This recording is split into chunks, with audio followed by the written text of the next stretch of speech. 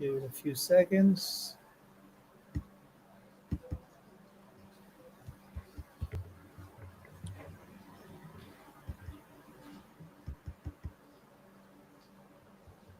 I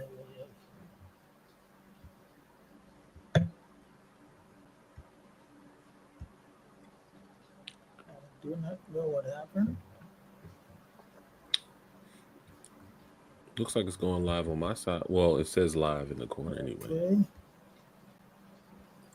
Okay. Yep. Give me 1 second here.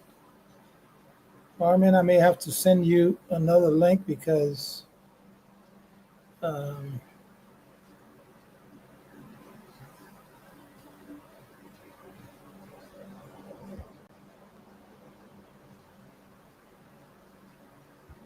my thing went completely berserk. I'm seeing on my end that it's live across Okay. Instagram. No, the Roots, Heart, and Soul one.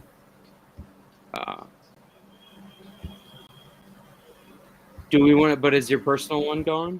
I'm gonna give you the Because I'm gonna have you to. this one. I'll have to end the stream and recreate it.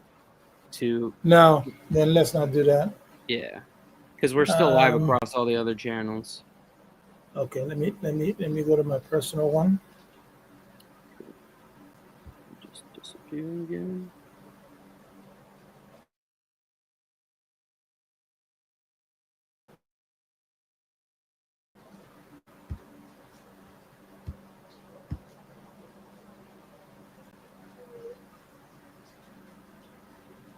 Okay, we're live.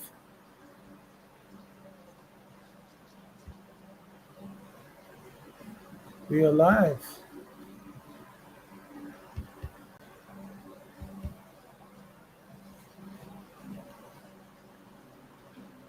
All right. Ladies and gentlemen, today is Tuesday, December 12th. Welcome to Roots, Heart, and Soul. Unfortunately, my partner in crime, my business partner, my best friend, my co-host, is not here to do this wonderful and amazing interview with us today. He is stuck on a plane.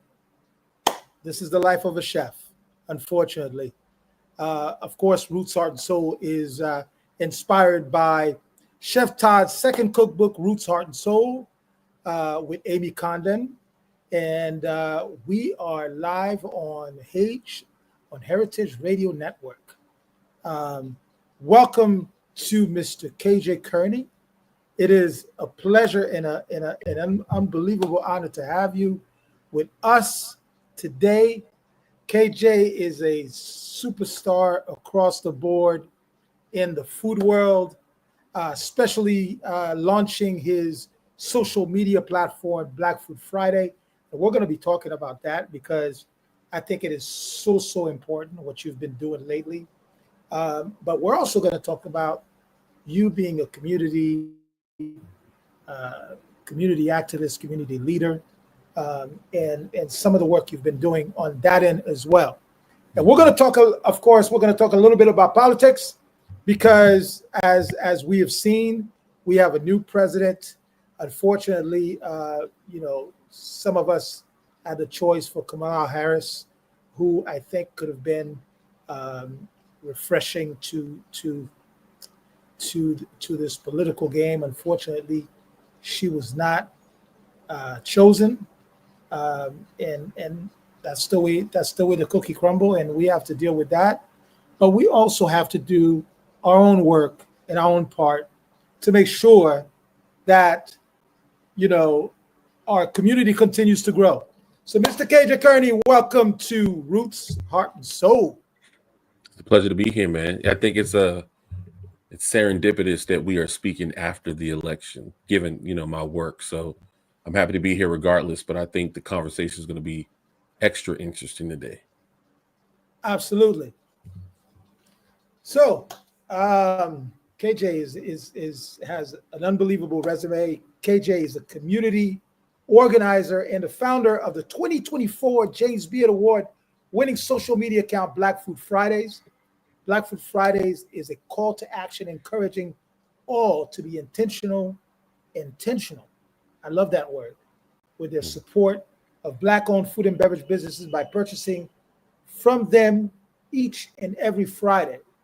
His work highlights food history, news, information, and humor throughout the African diaspora and includes hosting events, tours, dinners, and fireside chats for organizations such as the Harvey B. Getz Center for African American Arts and Culture, Charleston Food and Wine Festival, and the Charleston Visitors Bureau, just to name a few.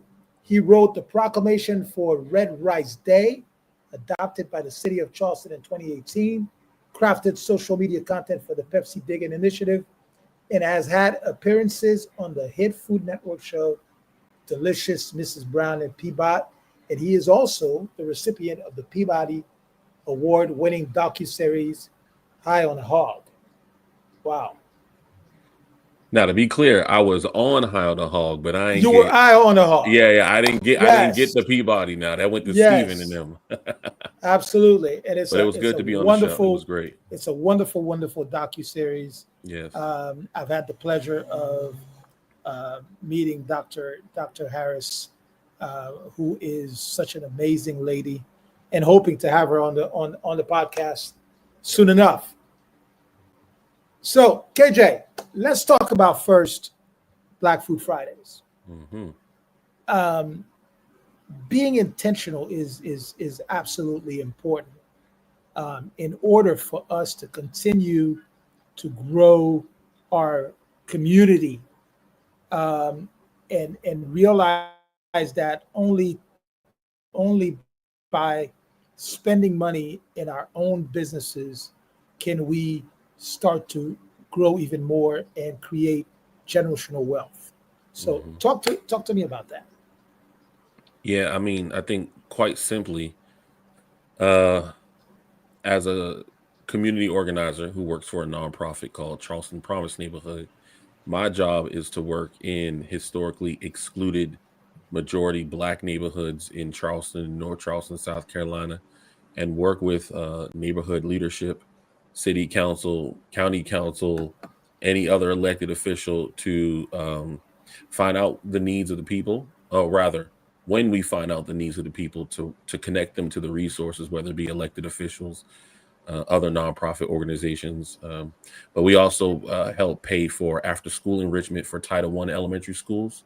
Wow. And we give discretionary income to principals so that they can pay for things that Title I will allow them to pay for. So that work definitely informs what I do on Black Food Fridays, because in my 9 to 5, I'm supporting Black people by being in proximity to them and working with them. And Black Food Fridays does the same thing, but online, right? So a lot of what I post is what the community has told me they wanted to see. And so just taking those listening skills from being an organizer and applying it online, it's had some pretty good results. I can't lie, bro. No, not at all. And I've been following you. I've been very lucky to be following you for a while. And I had the ultimate pleasure of meeting you in North Carolina at the Bay Haven Food and Wine Festival. Absolutely. Shout out to the Colliers, man. Absolutely. Gregory is an amazing chef, but also, to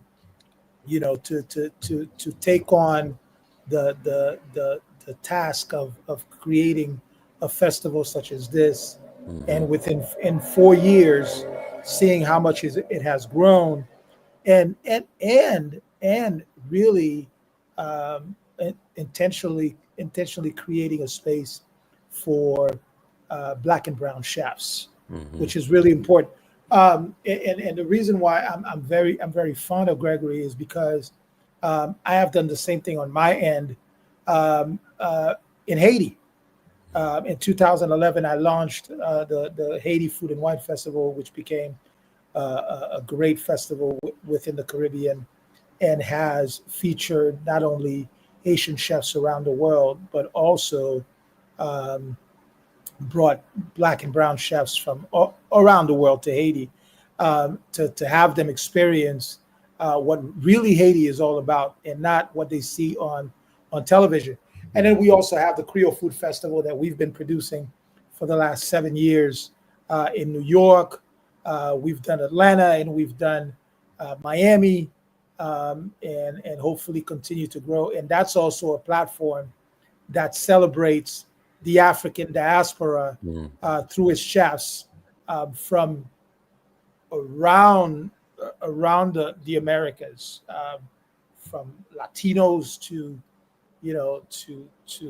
Black chefs in the United States, to the Caribbean. It's an amazing festival, and I'm glad to see that we are creating platforms and creating spaces that we're not waiting for a seat at the table, but instead we are creating our own table and enjoying each other's company through these events. All right, preaching. KJ. You on fire right now, dog. So through your work, what does that mean to because I've seen you, the Black Food Fridays expanded to something much bigger than just a social media platform. I've seen you host events, conversations with other chefs, dinners, and I'm excited to hopefully be invited to have a conversation with you as well. But what is it? Tell me a little bit of how Black Food Friday has developed to this amazing platform beyond social media, and what does it mean to you to be able to create this space where we can all work on supporting each other? Man, that's a good question. I'll start with the latter. What does it mean to me to be able to create this space? It means everything. This is my livelihood, right? And I grew up in Charleston, South Carolina. I'm from North Charleston, so I've grown up in the area my whole life. And for people who don't know, Charleston was one of the major import sites of enslaved Africans. It is said that like 40% of African Americans can trace their lineage back to Charleston. It was the epicenter of chattel slavery. And so when you come from a place like that, one with so much dynamic history, but also in a city that did a lot to not recognize that history.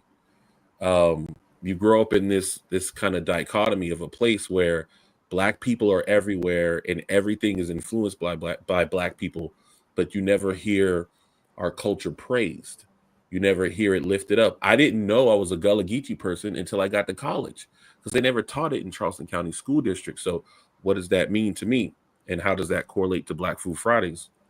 What it lets me know, or what it reminds me, is that, to your point, we have to be the ones telling our stories. And we have to make it important to us and not worry about legacy media and legacy publications and what they think and what maybe marketing trends might be going on. We have to be steadfast and resolute in our desire to A, tell our stories, uncover those stories, and B, spread those stories far and wide. So Black Food Fridays gives me the opportunity to do that. What started off, to your point earlier, thank you for that intro. What started off as just a way for people to find out what Black-owned restaurants were open during COVID. Like that was what it was at the very early beginning, has since morphed into like an aggregate landing page of all things Black food, news, information, history, and culture. And like I said, that is based on me listening to the people, right? So I'm posting all these restaurants and somebody says, I live in Iowa. There ain't no Black-owned restaurants near me. What about Black sauces? And I'm like, oh, okay. I'll post Black consumer packaged goods. And then somebody saying, hey, we're going back to the office. You know any Black caterers? Oh, okay. I'll post some Black caterers, right? It's just listening to what the people are responding to, which again is a skill set that I take from my job as an organizer and just applying it online with this very narrow focus of centering Black people in everything that we do. So it's not hard for me. What's hard is maintaining it. That's why I'm on a break right now. I've been on a break for about a month.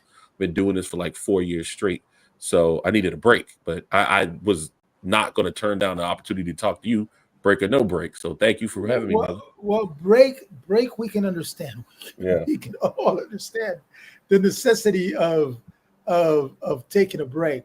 Mm-hmm. Now, my question would be to you: how do we find financial support for projects like yours Mm, to help us take it to the next level, if you will, or develop it to something much bigger, so that you can pretty much reach out the whole country and cover the whole hmm country. How do hmm we do? How do we take an approach on that, and how do we find that support? That's a great question. I did not start this to make money. So let me be clear. Had I started Black Food Fridays with the intention of making money, I might have started a different way. The work I did was genuine. Not to say that if you start off with an idea to make money, it's not genuine, but for me, it was just about being a source of information, full stop. I'm 4 years in and I'm just now figuring out, oh, how can I tell these stories and support my people? But also, we live in a capitalistic society. How do I earn revenue from this? So it's been a lot of trial and error, working with a management company, then not working with them, trying some content. It don't work. Try this, try that, right? There's no one way to do it. So I did it, I would say the hardest way, but it's also the way with the least barrier of entry, which is I just funded it myself with whatever money and resources I had at the time, right? The next way to do it would be get outside investment, which is something I'm considering now because I want to scale Black Food Fridays much bigger and beyond what I can handle by myself. Then your third way is obviously grants, which shout out to the Fearless Fund. But as you can see, with the climate that we live in, anything that is trying to fund Black people purposely has been seen as an assault on white America. And so, that's why I say shout out to the Fearless Fund and other granting organizations or low interest loans, business organizations like that. But then, last but not least is crowdsourcing and building an audience and building value for that audience, then crafting a call to action for financial support and investment from the people who find value in your work. Those are just four different ways that we can do it. But to be clear, there's no one right way to do this. Those are just four of the most common ways to do it. And even within this, with the awards I've won and the press I've got, I'm still figuring this out because there is no pathway that has been laid before me. I'm kind of figuring this out as I go. If I was a chef, it'd be easy, right? You win a James Beard Award, you get a book deal, right? You get a little apron deal. You maybe open a restaurant, start a restaurant group. And even then, it's not that easy, man. Yeah, fair. And even then, it's not that easy. Even after after winning, even after winning everything and getting a James Beard Award, you still have to. And I think us as Black and brown talents in the food and beverage world specifically, are still struggling to not only get recognition for the work that we do, um, but to also for other people to see the value in the work that we do. Mm. Um, Can I add something seeing to that? not absolutely. I want to speak to the point of other people seeing value in what we do. I think this is the definition of a slippery slope because oftentimes the content that we're creating is for a certain audience, but the money that we want to attract a different audience, right? So some of the work that I might do, let's say is extremely pointed towards Black people across the diaspora, right? That might not line up with who is out here spending ad money, right? Doing brand partnerships. So there's always this, especially as a Black person who is unashamed or unabashed of, talking about their culture. That's the line that we're navigating is not only creating valuable content, but then finding a partner in the marketplace that is willing and able to invest in the work. I think once that's the hard part, right? It's not figuring out what to That do. is the It's not hard part. Yeah, it's just marrying those two things, what you do with what the market is prepared to pay for. And I think with Black Food Fridays, we are headed in a direction where that's not going to really be an issue. You know, the kind of content I want to create going forward, there are businesses out there, both Black owned and non-Black owned, that want to align with that. And so I think what's important is, as long as you, future Black food business owner, as long as you stay true to your mission, right, you will find people. If you're making quality work, you will find people to part. It's going to be harder, right, because of who we are and what we go through. But I do believe that there is a market for us, and I'm looking forward to, making that path clearer for others behind me. I truly believe that as well. I truly believe that as well. I truly believe that what you're creating is has is super valuable, not only for to create this bubble where Black people in general support their own, Hmm. because we spend more money outside of our community than we do inside of our community. I And mean, if we mm, yes, we do, but I think there's a caveat there. Okay. And the caveat is, it is hard to spend money within your community when there aren't enough business owners in your community. Right. And so when you look at a lot of our Black communities, the businesses that are in and surround those communities, and I'm saying this not KJ, the Black Food Fridays guy, now I'll put my no, community no, no, organizer no. hat on, right? Yes, absolutely, Right, absolutely. exactly. When you look at these neighborhoods, you have a corner store that's owned by someone who does not look like, is not a part of the African diaspora. You got a liquor store that is not owned by somebody who's part of the diaspora. You got fast food, again, gas station, not by the diaspora, right? All these businesses that extract from us, and a lot of these businesses aren't necessarily predatory, right? Yeah. Chinese store, Chinese restaurant, excuse me, corner store, liquor store. These are in many communities, regardless of your economic background, right? But in Black communities, we don't have enough of those businesses that are owned by us in order to circulate that money. So it's almost like a chicken and the egg situation. You can't expect people to circulate money in their community when systematically business ownership has not been an easy thing for us to do in general, let alone trying to put those businesses in our communities, right? So, I want to uplift that part, that yes, we don't circulate the money like we used to, but one, white people literally killed us for doing that, right? There are many towns that are underwater now because they got flooded out by hateful white supremacists. Tulsa, right? Black Wall Streets all around the nation, but blown up, right? Because we kept the money in there. So when you have that as your foundation, I think I find myself having a little bit more grace for our Black communities, because a lot of the reasons why we don't have businesses ain't our fault, right? It has systematically been attributed to us. And therefore, right, it's like, oh, look at these crabs in the barrel, but that's not the natural habitat of a crab, right? So No, you spending all your time no, it's not. mad at them for trying to get out this barrel when they're supposed to be in the ocean. And you spend no time worrying about who put them in the barrel, who built that barrel, who put the top on the barrel. So I think that business thing is also the same thing. It's like, man, you're not keeping money in your own community. Well, where are you supposed to spend the money if Black people don't own businesses in their own community? And the fact that the availability of funds to to to help us Right. develop businesses is also extremely hard.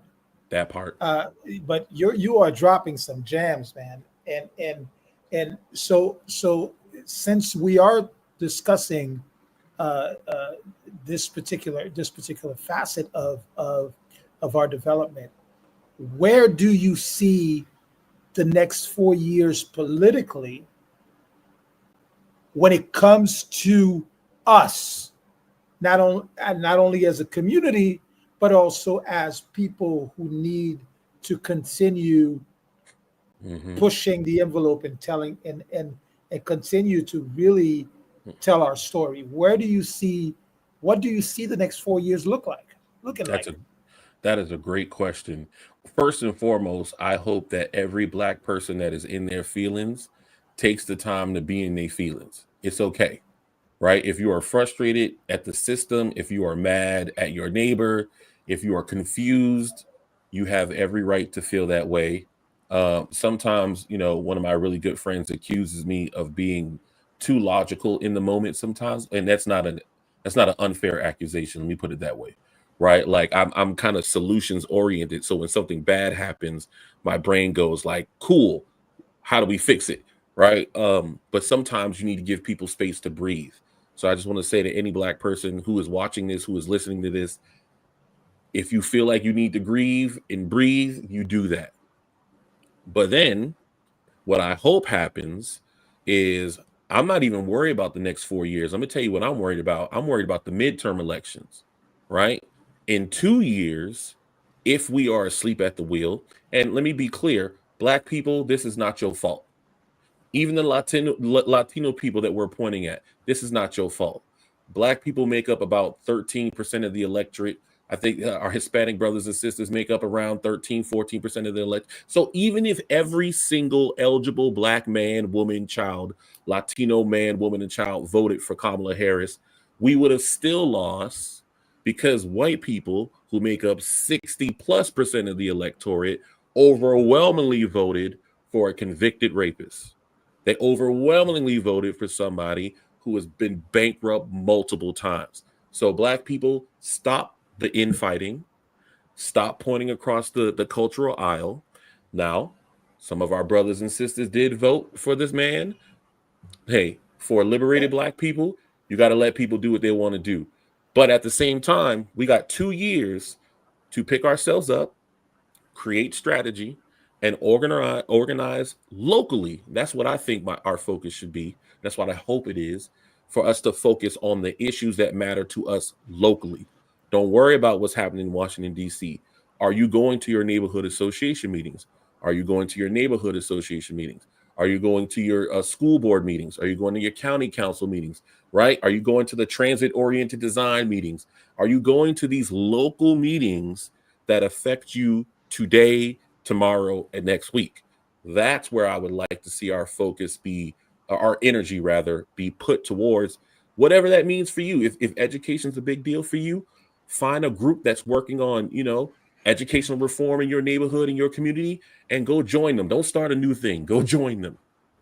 If you're worried about reproductive rights, go to the Women's League of Voters, right? If you want more black, systematic, organized power, join the NAACP. I'm sure there's an organization around you that is already working on affordable housing, whatever the issue is that you're about, and be about that business for the next 2 years. Get extremely hyper local, be in proximity with your people so you can know what your people need and how you can support and leverage those resources. And then let's worry about them first 2 years, and then we'll let the next 2 years take care of themselves. That is unbelievably great advice.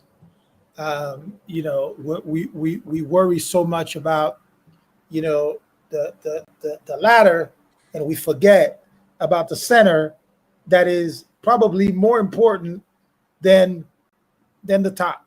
Mm-hmm. He's going to do what he's going to do. He's going to continue pushing his agenda, and of course, be about creating a space for his own kind. Mm-hmm. Unfortunately, I think he's confused. He's confused about what his own kind looks like, because he is an immigrant, just like uh, the majority of people that are here in the United States. Mm. I was having a conversation with a friend of mine and was telling him that Trump's family, when they were um, you know uh, when Haiti became the first black independent nation of the Americas, opened its door to many European countries, or Europeans that were fleeing World War II, and Germans and Italians and Jews, all flocked to Haiti because Haiti had opened its doors, and said that if you are looking a place to call home, Haiti would receive you with open arms. And his ancestry also landed in Haiti, by the way. But again, it's easy to forget, um, where you come from when you become so privileged that Hmm. you can escape prison after being indicted for over 13 different fraud items. But Hmm. that's another conversation. Right. Uh, that's another Absolutely. conversation. I am intrigued, KJ, about this Red Rice Day. Oh yeah, yeah, yeah, yeah, yeah. I am extremely intrigued about this Red Rice Day. Tell me a little bit about that, and where does the whole Red Rice uh, Day come from, if you will? Yeah. I listen, it'd be my pleasure. That's why I came on the podcast, baby. Uh so first and foremost, thank you for recognizing that. In 2016, a lot of people don't know this, but I ran for public office. So I Wow. ran for State House District 15 in the South Carolina House of Representatives. I lost by like 5%. It wasn't that big of a defeat. I didn't know what I was doing though, I'm gonna be honest with you. And I also got in a lot of trouble with the ethics commission because I didn't know how to file my paperwork, and I had no guidance. I just ran because somebody was like, "You might have a chance to win." I'm like, "All right, You had cool, no let's try it." coach. Yeah, exactly. Um, but when I ran for office, that is the switch that really made me become much more politically engaged. And what I realized then, okay, let me backtrack a little bit. I don't know if you remember or heard anything about the state of South Carolina where I live. We used to have the Confederate flag flying from our state house. Oh, It, absolutely, yeah, absolutely. and it was a really big issue. And so one of my mentors from high school always taught me that truly successful people are able to distinguish the obvious from the important, right? So while everybody's looking Wow. here, I the want you to real say that action is done again, here. please. I'm sorry Yeah, to cut you off. I need you to say that again. yeah, That is a gem of an advice. yeah. Truly successful people are able to distinguish the obvious from the important. Wow. Uh, that was Atlee Prince. So thank you, Mr. Prince, for saying that. But basically, as it relates to this state flag issue, I was like, okay, everybody is focused on the flag, this Confederate flag. But what's important is that the state of South Carolina has one of the most popular flags in all of the United States. It's one of the most recognizable, and we put our flag on everything, Wow. everything. So I said, okay, I'm going to write a proclamation for South Carolina Flag Day. And I'm gonna and that way, if I get it passed, everybody will spend that day celebrating the state flag and not worrying about this Confederate flag, right? I told one of my friends, my friend basically was like, that's a dumb idea. People are gonna know what you're trying to do. That's not slick at all. I was like, all right, cool. What else can I do? And so I learned about the power of proclamations, and that cities and states and counties and they make their own proclamations all the time. But really, other people write the proclamation and then submit it for that governing body to say yay or nay. So I said, well, now this is before Black Food Fridays, but the ideal that food can be used as a political tool was already there before I started Black Food Fridays. So I figured everybody in South Carolina, well, let me rephrase that.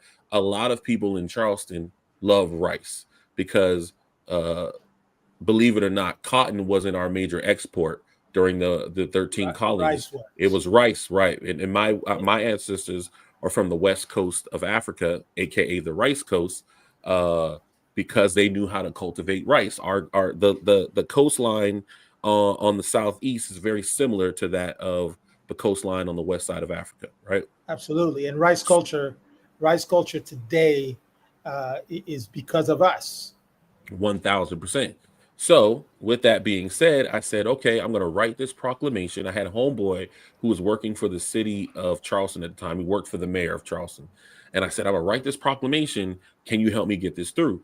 And he was like, yeah, I got you. So I wrote the proclamation. And in the proclamation, I talked about all the stuff that the city of Charleston did to Black people, to enslaved Africans, how they benefited from the trade of chattel slavery and the bondage of men, and stealing of our intellectual property and of our skills and da da da da da.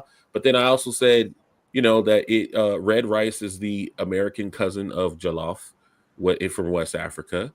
Um, and it's delicious, and it's the foundation of why Charleston is a food city. So I put like maybe 3 lines about food. The rest was about the history, and it passed with no opposition. And that's when I realized, you can use food to like push political narratives. Because I didn't hold my tongue on what the city of Charleston has done to my people and how they benefited. And like nobody even brought it up. They were just like, yeah, we love red rice. Pass it. And I was like, okay, this is a thing. That's where the kernel, I would say, of Black Food Friday started. It wouldn't fully make itself known for another 2 years, but yeah, that's where the kernel started. No pun intended. Before I ask you my next question, we are at the half-hour point of this amazing conversation. Wow. And reminding you that to support, Roots, Heart, and Soul podcast through Heritage Radio Network, which is also a 501c3 foundation. So if you want to support Roots, Heart, and Soul podcast and the work that Chef Todd Richards and I are doing, please get in contact with us. You can see the whole episode. You can listen to the whole episode on heritageradionetwork.org, or you can subscribe to our YouTube channel and see the whole conversation live. We are back with Mr. KJ Kearney, political activist, community organizer, the founder, James Beard Award-winning social media account of Black Food Friday. And my next question goes right back to the end of this conversation that you just had about using food, because if Todd was here, I believe that would have been his question. Right. Because Todd is extremely focused on using food to create systemic change. So my question is a question that Todd would have asked you. How do we use food and the power that we have as chefs in food in not only chefs, but anybody that is in the food and beverage world? How do we use politics to make changes for us? Okay, that's a loaded question. I'll start off with this. I think the first thing that would be, I think, useful for a question like this is to have a clear understanding of what your goals are. Number one, right? And I think that knowing what your North Star is will make it that much easier for you to figure out which pathway that you should go, right? My North Star is the liberation of Black people. The medium I use to get us there is food. So then it becomes important for me to then define the path, right? I have chosen the path of not doing food reviews, right? I have chosen the path of doing history and humor and news and information. I've chosen that path because I feel like that cuts through the noise, right? There's a million people eating in a car and telling you that something's a 2.7. All right. There's tons of people doing that. There's not a lot of people. Yeah, and no shade, but it's just the barrier of entry to doing that is low. And so I've chosen to go a little bit more difficult, but I think a more unique route. And that is what's going to help me differentiate myself in the market and then monetize the work that I'm doing. So that's number one. I know what my clear goal is. I know who I'm trying to serve. I know what path I want to go. And I know the medium, which is, Instagram, podcasting, the written word. I want to go in that direction.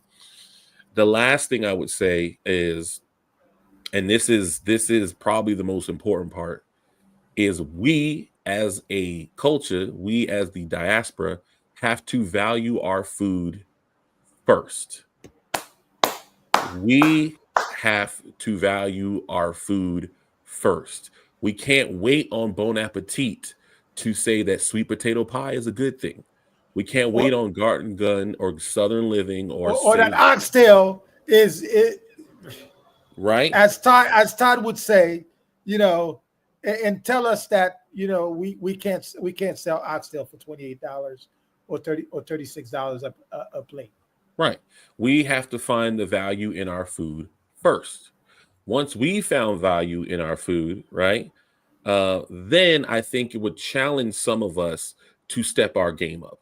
And the reason why people don't want to pay $30 for oxtail is because they can just go to the local corner store, get it for 12, right? But there's a disconnect in why you can get this for 12 and why my man's one over here costs 30. That education process isn't there. But guess what? It's our job as the producers to educate the masses. Well, and let me be fair. We can't educate. We can expose. People got to learn when they're ready. But it's our job to put the information out to distinguish. This is why you're paying $30. You see these napkins, right? We wash those. They'll make getting thrown away. You see this silverware? You see these plates?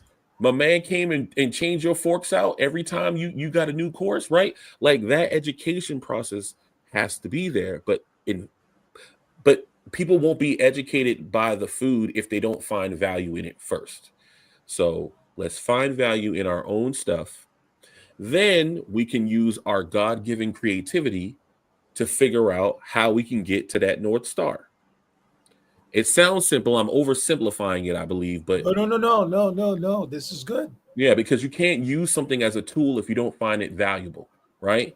I use rice as a tool to talk about what the city of Charleston did to my ancestors because I found rice a valuable tool. You know what I mean? And I found the written word a valuable tool. And I put those things together, and then you get Red Rice Day, right? There's a baker here in North Charleston who makes a very good dessert that I'm not going to say because I don't want nobody to steal his idea. But I'm trying to help him make a day around that because I have 4 days. I have Black Food Fridays Day in the city of North Charleston, KJ Kearney Day in the city of North Charleston, Michael Kearney Jr. Day, that's my full name in the city of North Charleston, and Red Rice Day in the city of Charleston. I love have all this. those days because once you learn the game, then you can just, utilize it over and over. So now I'm trying to teach that to my homeboy as a bakery that they make a special dish and they want to be known as the people in the city who do that. And I'm like, let's use politics. Let's use a proclamation. Let's write a proclamation. Let's get your city council behind it. Elections just went off. There's a new senator right around the corner from you. You know him. Call him. Have him come to the shop when you do this big announcement for such and such day, right?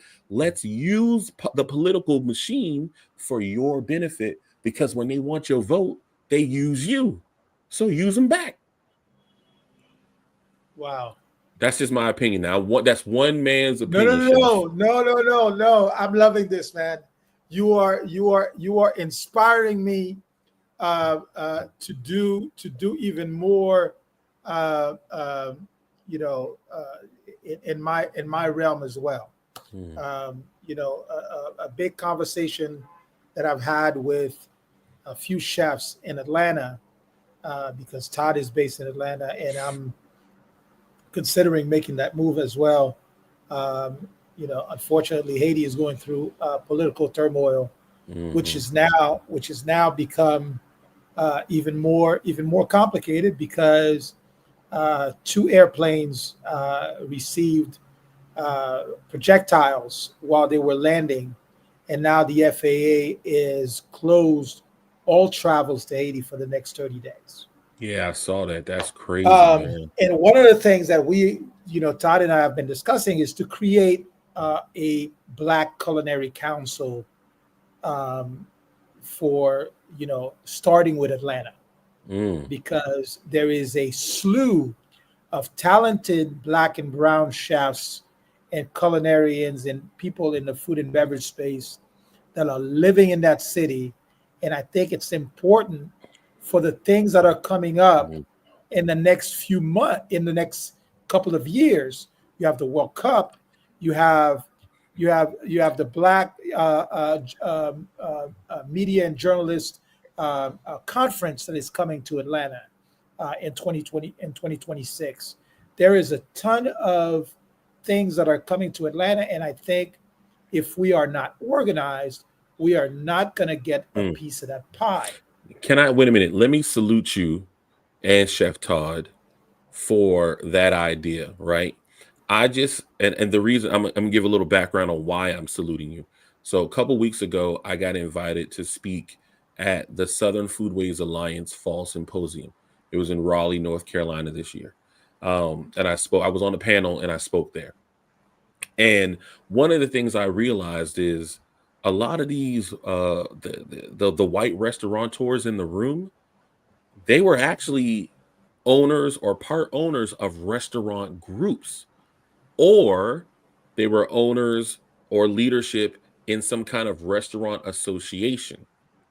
And so a Black chef association or council, especially if structured right, like a 501c3, 501c4, right? Some kind of pack or anything like that, right? You can create membership, and through that membership, you can survey the chefs, find out what issues matter to them, and then as an organized body, work with politicians to make or bring change for those Black chefs. And yes, you need to start in Atlanta because we all know that's Washington, D.C. for Black people in America, right? Like Washington, that's the capital of Blackness in America is Atlanta. So if you can get that organized in Atlanta, get a win, right? And you got to manufacture some wins, but you get you some wins, then you'll see people in DC, New York, Miami, Charlotte, Raleigh be like, hey, we want a chapter.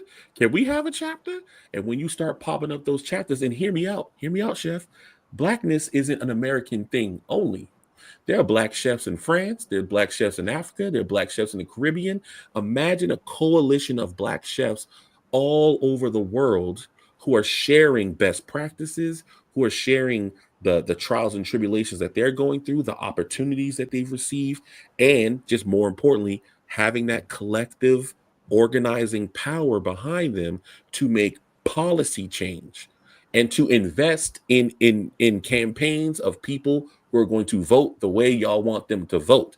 I love this idea, dog. Y'all got something there. Y'all got something there. If you allow me, I will share the initial document that I've put together, not only to pick your brain, but even to have a deeper conversation about developing this project beyond Atlanta.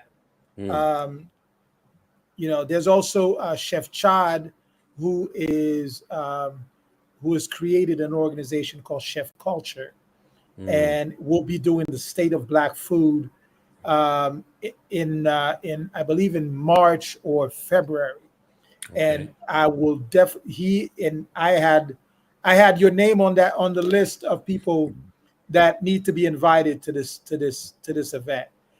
He's doing great things Thank you. I with Chef's Culture. I want to give a shout out to Eat Okra.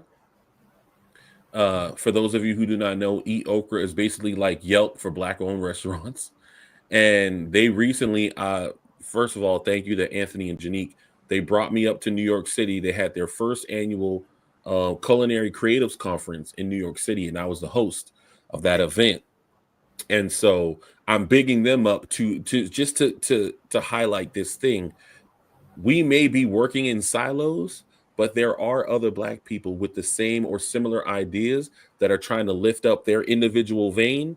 And once they get lifted up, the next step is, the chefs coalition going to 3C and participating in 3C, and then 3C lifting up, chef's culture, and chef's culture lifting up the Black winemakers of America or whatever, right? Like, once we start making all these things, then the next level is intentional grassroots collection, not just from the executives, but from the members themselves as well. And I'm glad that you're bringing this up, because that was going to be my next question. I want to talk about the culinary conference that you've just been to.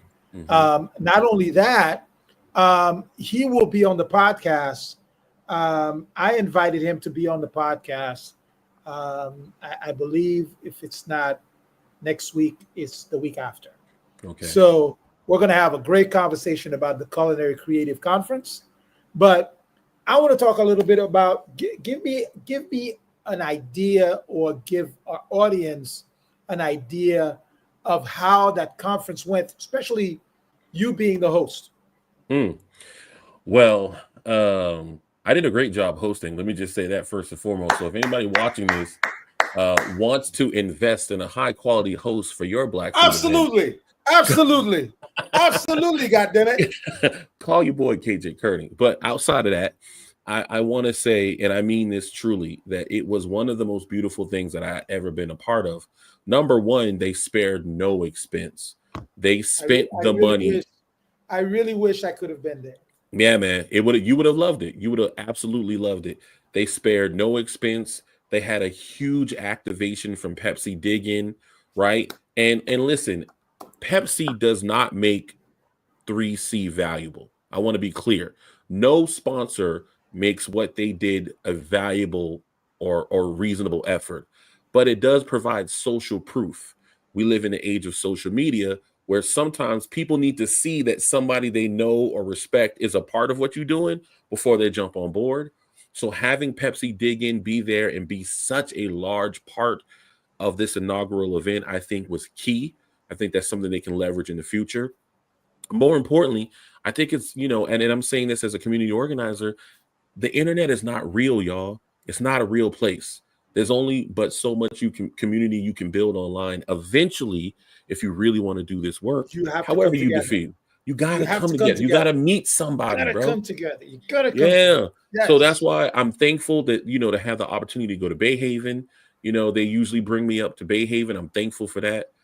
Charleston Wine and Food, I've been a part of that for the last 4 or 5 years, which if you haven't been, chef, it is. As a matter of fact, 2 wild. Two years ago, I was invited to the Charleston Food and Wine Festival. I was super well received. I had a great time. Yeah. I not only participated in a Caribbean. Was that Island Time? Yes. Yo, people still talk about Island Time, dog. Yes. People still talk. And my homegirl, Nika Nurse from Best Dressed Plate, she's going to be curating Island Time next year, I believe. So I think she's going to be curating it. So be on the lookout for that. So I'm hoping. I spoke to BJ Dennis, my brother, who's been to Haiti a couple of times. I had the pleasure of inviting BJ to come down to Haiti a couple of times. And BJ was talking about putting something together and hopefully get me invited for 2025. Yeah, bro. Do it. And I'm looking forward to the possibility of being in Charleston next year. Unfortunately, this year we weren't able to make anything happen. But I'm hoping definitely that next year this comes to light. Yeah. I hope so. So it's very interesting that you said, first of all, you don't create anything online. Online is just a way to create visibility for something. But the real truth is coming together. And not only and you're right. Whether we're doing things each one of us is doing a little thing here and a little thing there, but that eventually we can sort of come and click and support each other and uplift whatever is being done, so that all of those things now create a much bigger space for people like us.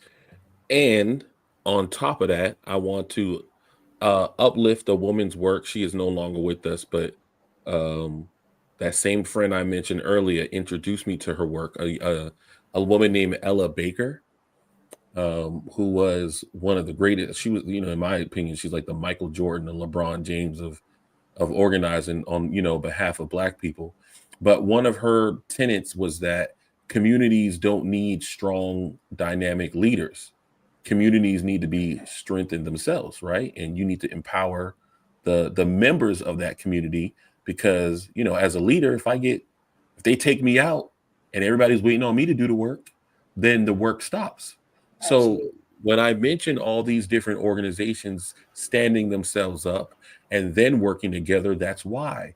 Because if there's just one Black Food Fridays and they take me out, that means nobody else is telling Black food stories. That's ridiculous, right? We need more Black Food Fridays, and we need more 3Cs. We need more Bay Havens, right? So they can't just take one of us out and then the movement dies. So if you're watching this, if you're listening to this, you have an idea and you think you can get it done, try it.